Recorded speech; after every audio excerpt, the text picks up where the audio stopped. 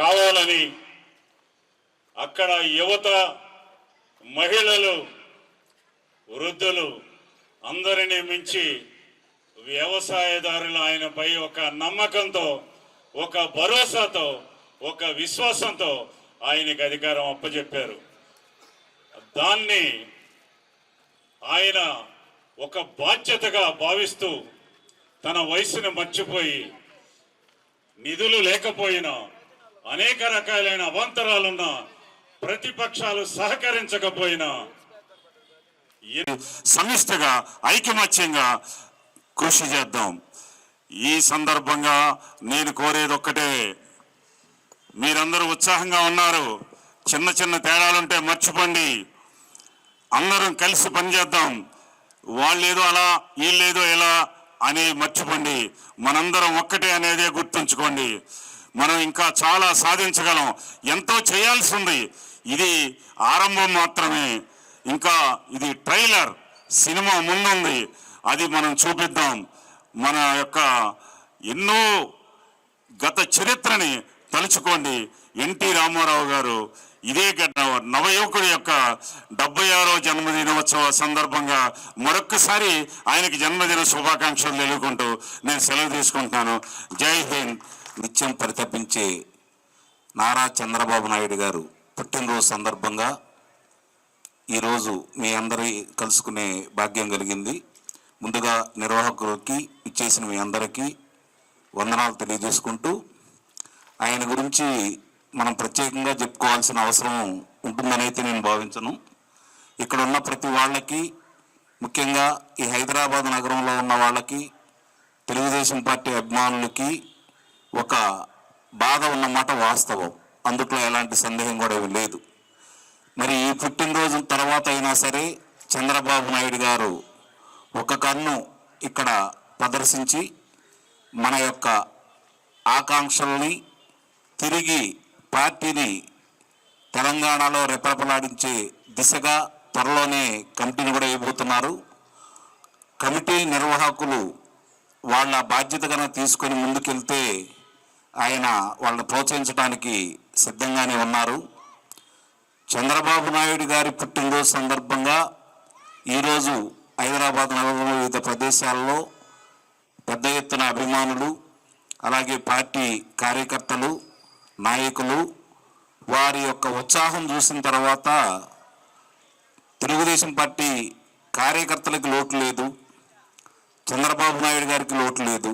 మరి ఎక్కడ ఎందుకు మనం వెనకబడిపోయామనే ఆలోచన ఒక్కసారి కనుక మనం స్ఫురించుకుంటే జరిగిన పరిణామాలన్నీ కూడా నెమరు వేసుకొని భవిష్యత్తులో తెలుగుదేశం పార్టీ చంద్రబాబు నాయుడు గారి నాయకత్వంలో కార్యకర్తల యొక్క అకుంఠిత దీక్షతోటి, పోరాట ఫలితంతో పార్టీ 1982లో పార్టీ పుట్టిన కాడి నుంచి మేము పార్టీతో అనుబంధంతో నడుచుకుంటూ ముందుకెళ్తూనే ఉన్నాం. కాబట్టి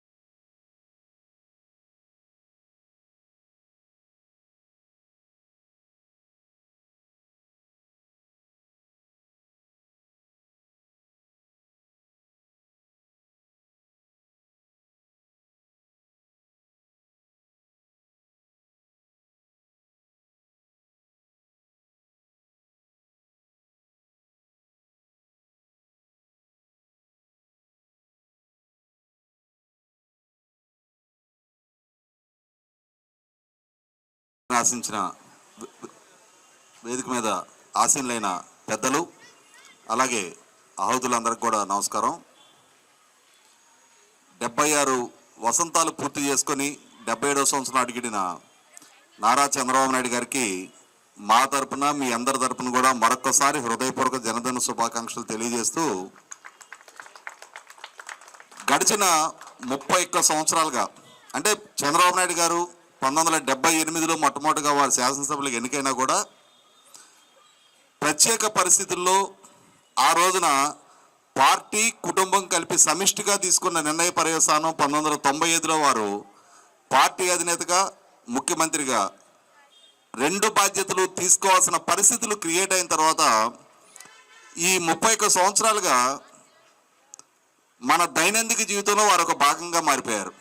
గడిచిన 3 దశాబ్దాలకు పైగా సుమారుగా 16 సంవత్సరాలు అంటే ఉమ్మడి రాష్ట్రాన్ని కానీ, ఇప్పుడు విభజిత ఆంధ్రప్రదేశ్ రాష్ట్రాన్ని కానీ పాలించిన ముఖ్యమంత్రిగా, లేదు అనంటే ప్రధాన ప్రతిపక్ష నాయకుడిగా ఈ 2 పాత్రల్ని కొనసాగిస్తూ కూడా పార్టీ అధ్యక్షుడిగా కూడా 31 సంవత్సరాలుగా 2 బాధ్యతల్ని సమన్వయం చేసుకుంటూ ఆనాడు 45వ సంవత్సరంలో ఆ బాధ్యతలు చేపడితే ఇవాళ 76 సంవత్సరాలు నిండిన తర్వాత కూడా ఆ 2 బాధ్యతల్ని చాలా సమన్వయం చేసుకుంటూ చాలా ఆరోగ్యంగా, ఒక రకంగా మాట్లాడుకుంటే మనకన్నా యాక్టివ్గా ఆయన నిర్వహిస్తూ ఉన్నారు.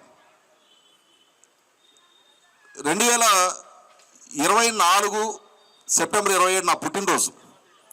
ఆ రోజున బాబు గారి బ్లెస్సింగ్స్ తీసుకుందామని చెప్పని నేను, నా వైఫ్ శ్రీనివాసరావు గారు, అంకమరావు గారు, మేము నలుగురు ఏపీ సెక్రటేరియట్కి మాకు అపాయింట్మెంట్ ముందే ఫిక్స్ అయింది, వెళ్ళటం జరిగింది. అయితే అప్పటికే బుడమేరు వరదలతో విజయవాడ అంతా అతలాకుతలం అయిపోయి ఉండి సీఎం రిలీఫ్ ఫండ్కి కంట్రిబ్యూషన్స్ ఇవ్వడానికి ఉన్నవాళ్ళు, సమాజం పట్ల బాధ్యత కలిగిన వాళ్ళు, ప్రజల సమస్యల పట్ల స్పందించే తత్వం ఉన్న వాళ్ళు, పోరాట స్ఫూర్తి ప్రదర్శించగలిగే వాళ్ళు, వాగ్దాటి కలిగిన వాళ్ళు, విషయ పరిజ్ఞానం కలిగిన యువతకేం కొదవలేదు. కాబట్టి ఇప్పుడైనా సరే ఈ అవకాశాన్ని అందిపుచ్చుకొని కొత్త జనరేషన్ యువత ముందుకు రావాలి. 100కి 100 పాళ్ళు చంద్రబాబు నాయుడు గారితో నా వంతుగా నేనే నిర్ణయం ఏం చేస్తానని చెప్పి నేను అష్యూర్ చేయలేను. కానీ ఒక పార్టీ కార్యకర్త స్థాయి నుంచి వాళ్ళ రాష్ట్ర కమిటీ వరకు ఎదిగిన నేను పార్టీ కార్యకర్తల మనోభావాలు ఏంటి, క్యాడర్ ఏం ఫీల్ అవుతున్నారు అనేది నేను కమ్యూనికేట్ చేయగలను. గతంలో కూడా నేను మాట్లాడున్న సందర్భాలు ఉన్నాయి. ఆ విధంగా నా వైపు నుంచి కూడా నేను అష్యూర్ చేస్తూ ఉన్నా. మనందరి తరపున మరొక్కసారి చంద్రబాబు నాయుడు గారికి సంపూర్ణ ఆయురారోగ్యాలతో రాబోయే 2-3 టర్మ్ల వరకు వారే పాలకుడిగా ఆంధ్రప్రదేశ్ రాష్ట్ర పౌర సమాజ భవిష్యత్తుని, రాష్ట్రాన్ని, యువత భవిష్యత్తుని కూడా తీర్చిదిద్దాలి అని చెప్పని ఆకాంక్షిస్తూ వారికి ఆ విధమైన శక్తియుక్తులు ప్రదర్శించాలని భగవంతుడు కూడా ప్రార్థిస్తూ ముగిస్తున్నా. Thank you. రాష్ట్ర ప్రజలందరికీ, మల్టీమీడియా ప్రతినిధులందరికీ పేరు పేరున నా హృదయక నమస్కారాలు. చాలా సంతోషం ఉంది ఈ కార్యక్రమానికి రావడానికి. మాయా 76 సంవత్సరాలు పూర్తి చేసుకుని 77 ఏటకి అడుగుపెట్టడం జరిగింది. చాలా చాలా సంతోషం. ఈ వేదిక నుంచి మాయాకి నేను జన్మదిన శుభాకాంక్షలు తెలియజేసుకుంటాను. Many many many happy returns of the day to my dear మామయ్య. మీరు ఇలాంటి పుట్టినరోజు ఇంకా ఎన్నో జరుపుకోవాలని, సుఖ సంతోషాలతో, ఐశ్వర్యాలతో మీరు చల్లగా ఉండాలని చెప్పి నేను మనస్ఫూర్తిగా కోరుకుంటున్నాను. మాయ గురించి అందరు మాట్లాడుతున్నారు, ఎంత మాట్లాడినా తక్కువే. మామూలుగా అయితే 60 సంవత్సరాలకు వస్తే రిటైర్మెంట్ తీసుకుంటారు అందరూ. కానీ నా 76 సంవత్సరాలు పూర్తి చేసుకుని 77 ఏట అడుగుపెట్టినా ఆయనకి రిటైర్మెంట్ తీసుకోవట్లేదు. మామూలుగా అయితే ఇంట్లో కూర్చుంటారు, మనవలతో, మనవరాలతో, భార్యతో, కోడలతో ఇంట్లో కూర్చుని శుభ్రంగా ఎంజాయ్ చేస్తూ ఉంటారు. కానీ ఈయన అలా లేరు. రిటైర్మెంట్ తీసుకోమన్నా తీసుకోడు. ఎప్పుడు వస్తున్నా జనం జనం జనం తప్పిస్తూనే ఉంటారు. ఇప్పుడు చూడండి, ఇప్పుడు ఆంధ్రప్రదేశ్ సీఎంగా ఆయన ప్రమాణ స్వీకారం చేసిన తర్వాత అమరావతి అంటారు, పోలవరం అంటారు, ఇటు వైజాగ్ చుట్టుపక్కల ప్రాంతం అంటారు, ఏదో ఆలోచిస్తూనే ఉంటారు. చెప్తారు ఇక్కడ కార్యకర్తలకి, నాయకులకి, అమరావతి పూర్తి చేయాలి, మనం ఏ విధంగా డెవలప్ చేయాలి, నిధులు ఎలా తీసుకోవాలి, ఎలా తొందరగా ఈ ప్రాజెక్ట్ పట్టాలెక్కించాలని ఎప్పుడు ఏదో మీటింగ్లు పెడతానే ఉంటారు ఐపీఎస్ ఆఫీసర్తో. మళ్ళీ పోలవరంగా చూడండి, 2014 నుంచి 2019 వరకు మాయ సేమ్ ఉన్నప్పుడు కేవలం అప్పుడు 4.5 సంవత్సరాల్లో 73% పనులు పూర్తి చేయడం జరిగింది. ప్రతి సోమవారిని ఆయన పోలవరంగా భావించి ఆ ప్రాజెక్ట్ని సమీక్షించేవారు. అలా ఆయన నిరంతర శ్రామికుడు. అలాంటి మాయని నేను ఎప్పుడు చూడలేదు, అలాంటి నేను రాజకీయాన్ని ఎప్పుడు చూడలేదు. ఫస్ట్ నేను చూసింది తాతగారు ఎన్టీ రామారావు గారు, విశ్వవిఖ్యాత నట సార్వభౌమ కలమ తల్లి వరాల తెలుగు బిడ్డ, ఆయన చూడటం జరిగింది. తర్వాత ఇప్పుడు నేను మా మామయ్య చంద్రబాబు నాయుడు గారిని 16 సంవత్సరాలు రేపు జూన్కి పూర్తి చేసుకోబోతున్నారు. నిజంగా ఇవాళ చూడండి, ఇవాళ హైదరాబాద్, తెలంగాణ ఎంత అభివృద్ధి చెందుతుందో. దాదాపు 4 లక్షల కోట్లు ఇవాళ స్టేట్ గవర్నమెంట్కి ఆదాయం వస్తుంది. That is because of Nara Chandrababu Naidu గారు. ఆయన విజన్, ఆయన కోసం చేసుకోవట్లేదు, ఆయన కొడుకు కోసం, ఆయన కోడల కోసం, లేకపోతే నందమూరి ఫ్యామిలీ కోసం, లేకపోతే ఆయన తమ్ముడి పిల్లల కోసం, ఫ్యామిలీ కోసం, ఎవరి కోసం చేయట్లేదు. అదే రాష్ట్ర ప్రజల కోసం. ఒకప్పుడు ఆయన సీఎం కాకముందు కరెంట్ ఉండేది కాదు, మా తాతగారు ఉన్నప్పుడు చాలా చేశారు, ఆయన చేయాల్సినంత సహాయం చేశారు. తర్వాత చంద్రబాబు నాయుడు దాన్ని సమీక్షించి కరెంట్ లేదప్పుడు సరైన స్కూల్ వసతులు కూడా అంత ఉండేది కాదు, హాస్పిటల్స్ అంత ఉండేది కాదు. ఆయన వచ్చిన తర్వాత స్కూల్స్, హాస్పిటల్స్, రోడ్డు, కరెంటు, రైతులకి వాళ్ళకి కావాల్సిన నిత్యావసర గిట్టుబాటు ధర, ఇలానే అన్నీ చాలా చాలా వాళ్ళ గురించి ఆ సమస్యల గురించి ఆలోచించి ఆయన పరిష్కార మార్గంలో తీసుకోవాలనుకున్నారు. అందుకోసం చూడండి, కొత్త హైటెక్ సిటీ అని చెప్పి ఐటీ తీసుకొచ్చారు. చాలా మందికి ఉద్యోగాలు ఇచ్చారు, ఐటీ ఉద్యోగాలు. ఇవాళ ప్రభుత్వానికి 2 లక్షల కోట్లు ఐటీ నుంచి వస్తుంది. అదే కాదు, జినోమ్ వ్యాలీ అని చెప్పి సిటీ అవతల పెట్టారు. అంటే బయోటెక్నాలజీ అన్ని రీసెర్చ్ సంబంధించిన కంపెనీస్ అవి తీసుకొచ్చారు. ఆ కంపెనీస్ ద్వారా దాదాపు 30,000 కోట్లు తెలంగాణ ప్రభుత్వానికి ఆదాయం వస్తుంది. అదే కాదు, మళ్ళీ ఏరోస్పేస్ హబ్ అంటే మన ఏరోప్లేన్ సంబంధించిన పార్ట్స్ అన్ని తయారు చేసే పరిశ్రమలు. అప్పుడు ఆయన స్టార్ట్ చేశారు, తను చంద్రబాబు ఆయన సీఎం అయిన తర్వాత 95లో తర్వాత.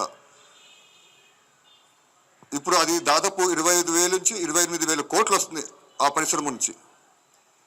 ఇవన్నీ చంద్రబాబు చేసిన వల్లే, చంద్రబాబు తీసుకొచ్చిన ప్రాజెక్ట్స్ వల్లే ఈరోజు తెలంగాణ చాలా అద్భుతంగా డెవలప్ అయింది. వాళ్ళ కరెంట్ ఉంది, 24 అవర్స్ కరెంట్ ఉంది. అప్పుడు మన పల్లెటూరులో కేవలం 6 నుంచి 7 గంటలు కరెంట్ ఉండేది. చాలా దారుణంగా ఉండేది పరిస్థితి. ఉద్యోగాలు లేవు.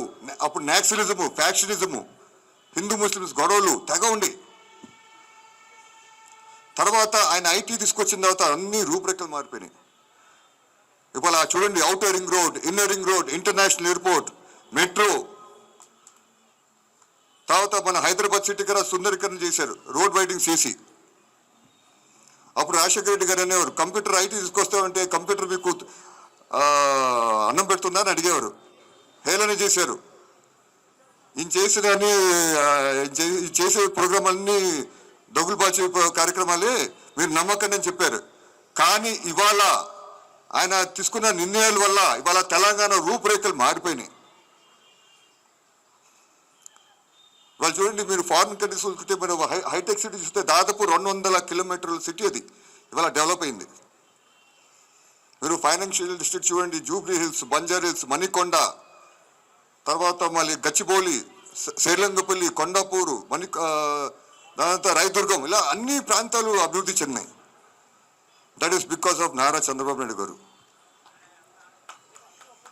ఇవాళ కూడా మాయా నేను అనుకున్నాను, మనం మీకు ఒక ఇన్సిడెంట్ చెప్పాలి, మర్చిపోయాను, ఒక ఇన్సిడెంట్ చెప్పాలి. మా ఫ్రెండు అప్పుడప్పుడు అడుగుతూ ఉంటారు తిరుపతికి దర్శనానికి. ఆయన పర్సనల్ సెక్రటరీ ఉన్నారు రాజగోపాల్ గారు. ఆయనకి నేను ఫోన్ చేయడం జరిగింది, ఇలా మా ఫ్రెండ్కి ఇలా తిరుపతి దర్శనం కావాలని చెప్పి. ఆయన ఫోన్ చేసినప్పుడు ఆయన ఫస్ట్ ఫోన్ కట్ చేశారు. తర్వాత ఆయన 9:15కి ఫోన్ చేశారు ఇంటికి.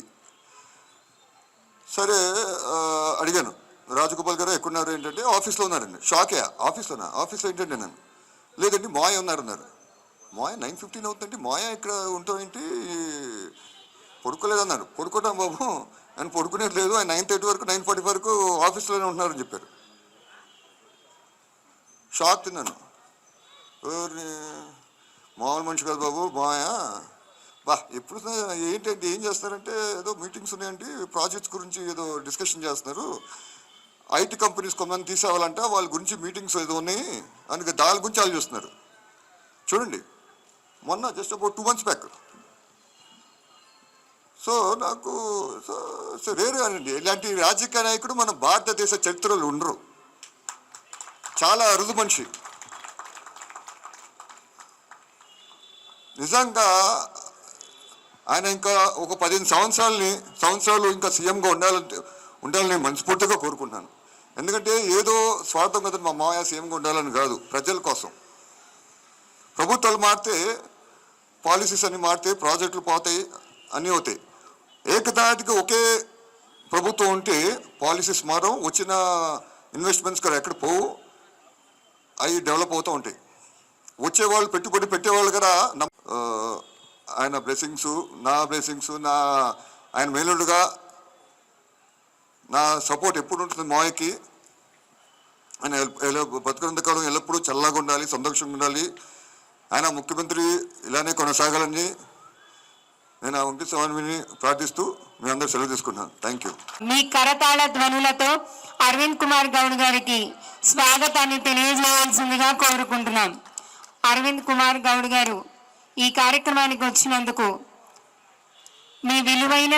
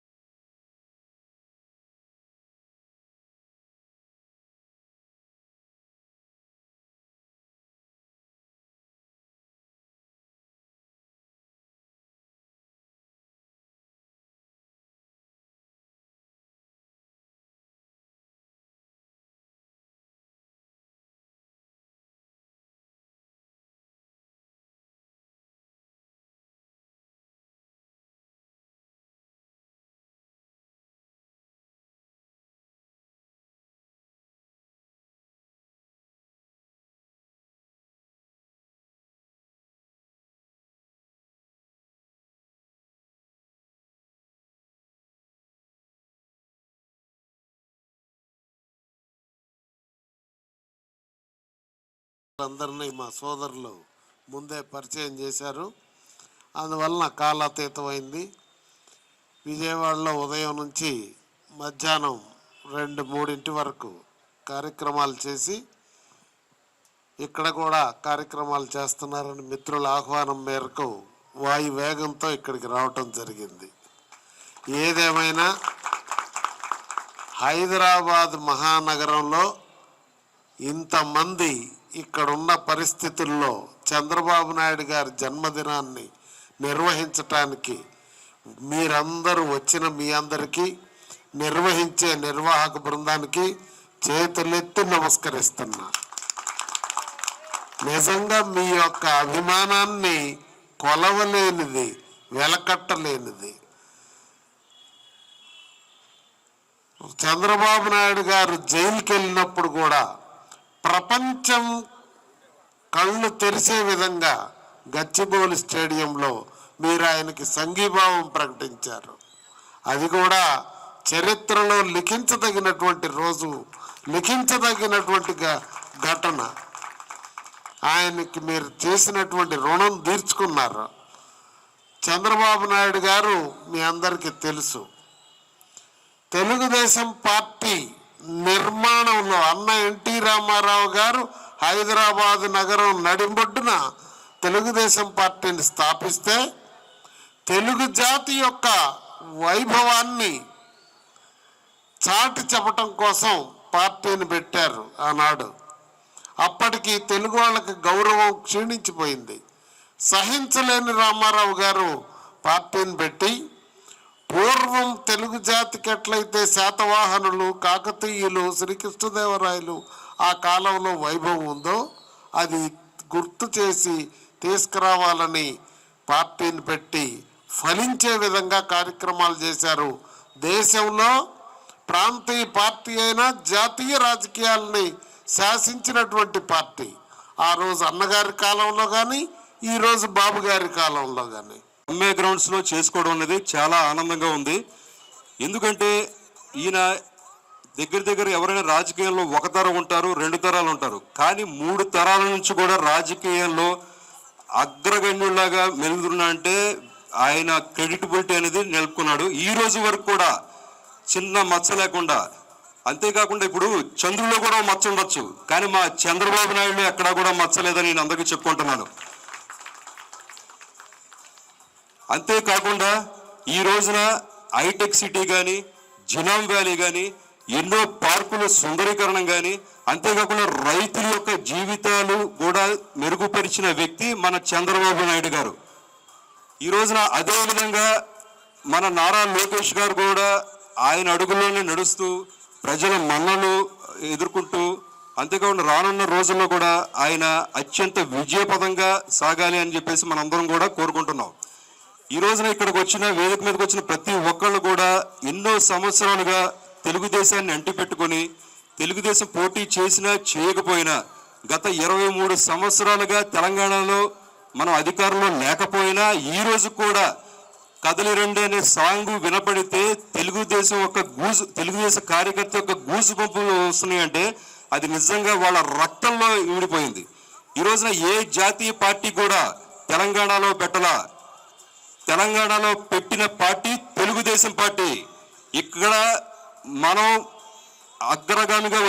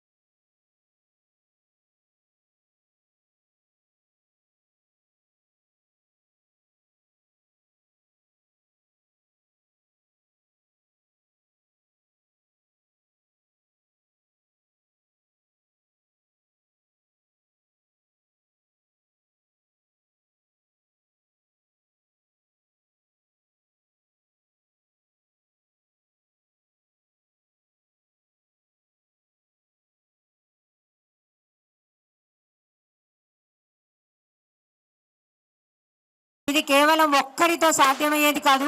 ఇక్కడున్న ప్రతి ఒక్కరికి పార్టీ పట్ల, నాయకుడి పట్ల ఎంత అభిమానం ఉందన్నది మీ మాటల్లో, మీ ఓపికలో, మీ పనుల ద్వారా తెలుస్తుంది. మరొకసారి మన ప్రియతమ ముఖ్యమంత్రి నారా చంద్రబాబు నాయుడు గారికి జన్మదిన శుభాకాంక్షలు.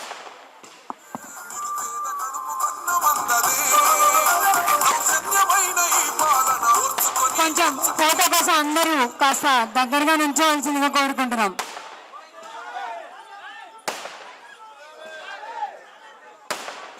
కొంచెం జరగండి సార్, కొంచెం వెనక్కి జరిగితే అందరూ కనిపిస్తారు, మీ అభిమానం తెలుస్తుంది.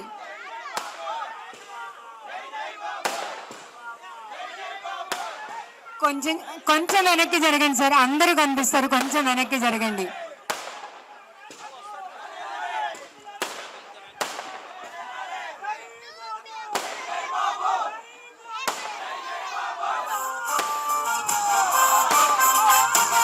ఇప్పుడు ఆంధ్రప్రదేశ్